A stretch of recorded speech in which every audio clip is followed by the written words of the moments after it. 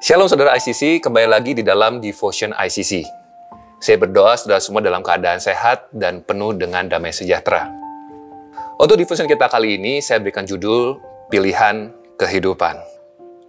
Di dalam sebuah artikel yang ditulis oleh Harvard Business Review, dikatakan bahwa setiap hari, setiap orang dewasa itu mengambil kurang lebih 35.000 pilihan di dalam kehidupannya. Termasuk di dalamnya adalah mengambil pilihan tentang apa yang akan dimakan, apa yang akan dipakai, dan lain sebagainya. Di sini kita dapat belajar bahwa kita tidak bisa tidak memilih.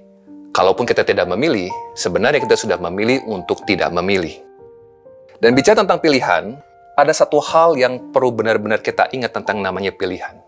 Yaitu bahwa kehidupan kita ditentukan oleh pilihan-pilihan yang kita buat. Kondisi kita hari ini adalah hasil pilihan-pilihan yang kita buat di masa lalu. Katakanlah seseorang memilih jalan A. Ketika seseorang mengambil jalan A, maka ia tidak akan mengalami apa yang terjadi di jalan B, C, D, dan E. Berbeda pilihan, berbeda hasilnya. Dan berbeda juga kondisi yang akan dialami. Lalu, ada satu pilihan dalam hidup kita yang sebenarnya berdampak sangat besar bagi diri kita. Tetapi, seringkali kita tidak dengan sadar memilih pilihan ini. Kita justru menunggu momen untuk kita memilih satu hal ini. Padahal, satu hal ini adalah satu hal yang cukup banyak dicari orang dan dibicarakan oleh banyak orang. Satu hal ini adalah tentang merasa berbahagia. Semua orang mencari kebahagiaan. Banyak orang membicarakan tentang kebahagiaan. Bahkan di dalam Alkitab pun ditulis, di dalam kitab Filipi 4 ayat 4 dikatakan, bersukacitalah dalam Tuhan. Sekali lagi kukatakan, bersukacitalah. Di sini Rasul Paulus berseru dan menyuruh jemaat di Filipi untuk bersukacita di dalam Tuhan. Padahal kondisi Rasul Paulus ketika menulis kitab ini adalah ketika dirinya di dalam penjara. Sekalipun dirinya di dalam penjara, tetapi ia tetap menguatkan jemaat di Filipi untuk senantiasa bersukacita dalam Tuhan.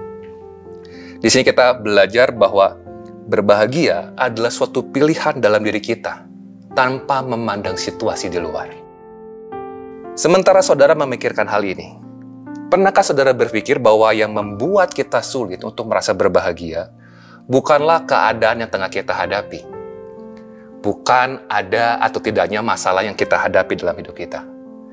Yang membuat kita sulit untuk merasa berbahagia adalah syarat yang kita tetapkan bagi diri kita untuk merasa berbahagia. Mari kita lihat contoh berikut ini. Bagi satu orang, kalau dirinya bisa membeli benda A, B, C, dan E, dan kalau dirinya bisa jalan-jalan ke sini dan ke situ, maka dirinya baru akan merasa berbahagia. Sementara bagi orang yang lain, asal bisa berkumpul dengan anggota keluarga dan bersenda gurau dengan anggota keluarga yang lain, itu sudah dapat membuat dirinya merasa berbahagia. Yang membedakan kedua orang ini adalah syarat yang mereka tetapkan bagi diri mereka untuk merasa berbahagia. Dan syarat untuk merasa berbahagia ini adalah pilihan. Adalah sebuah pilihan untuk kita menetapkan syarat yang begitu rumit bagi diri sendiri untuk merasa berbahagia. Dan adalah sebuah pilihan untuk menetapkan syarat yang sederhana untuk kita bisa merasa berbahagia.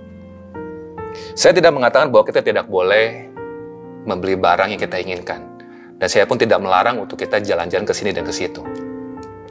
Tidak ada yang salah dengan kita mencari kesenangan. Tetapi, jika kesenangan menjadi sebuah syarat bagi kita untuk merasa bahagia, maka tentunya merasa bahagia menjadi suatu hal yang sangat sulit untuk kita capai. Mengapa? Karena kita tidak selalu bisa mendapatkan kesenangan di dalam kehidupan.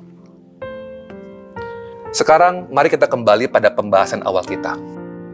Di awal kita katakan bahwa pilihan kita akan menentukan kehidupan yang kita jalani. Dan pilihan kita untuk mudah merasa berbahagia atau sulit merasa berbahagia akan menentukan kehidupan seperti apa yang akan kita jalani. Ya, mari kita lihat dari kitab Amsal pasal 15 ayat 15 yang berbunyi, hari orang berkesusahan buruk semuanya, tetapi orang yang gembira hatinya selalu berpesta. Mari kita cermati sebentar di sini.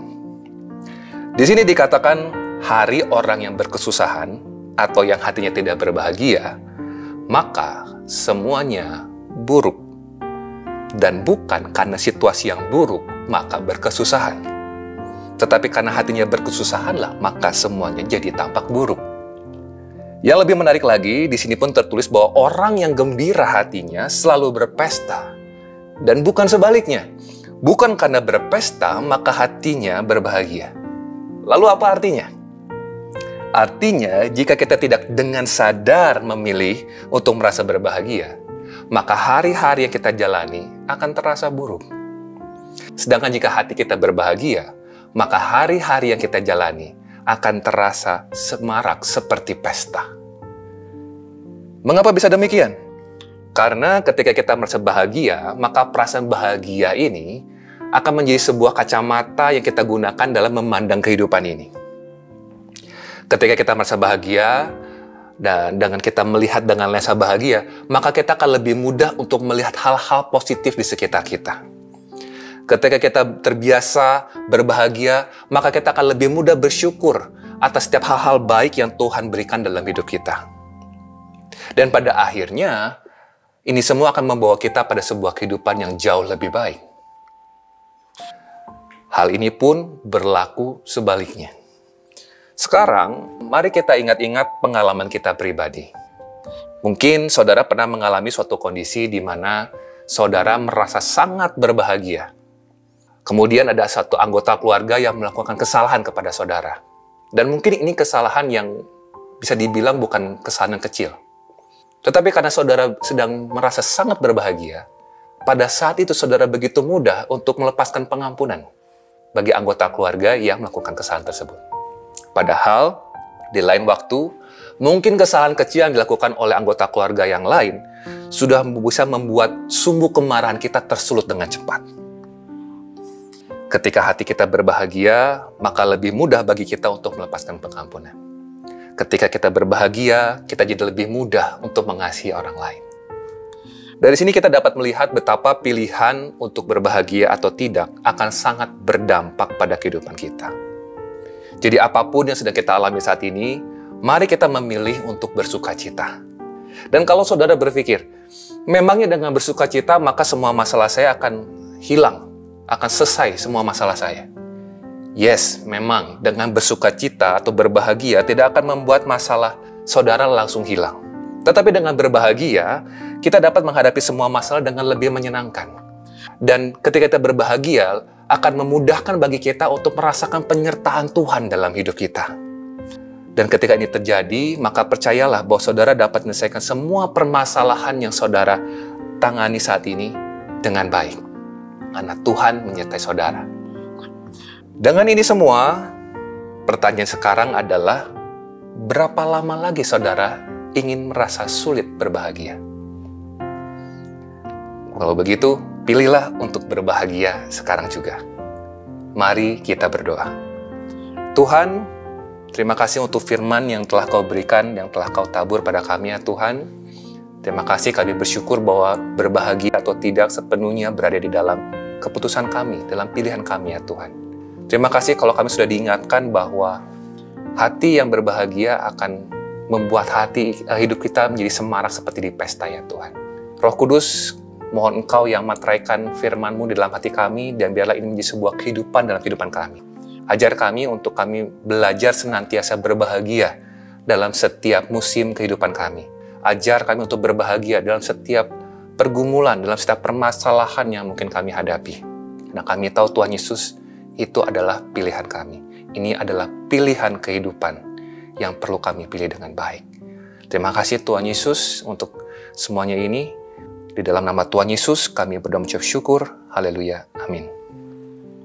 Sekian devotion kita untuk hari ini. Tuhan Yesus memberkati dan sampai berjumpa di devotion berikutnya.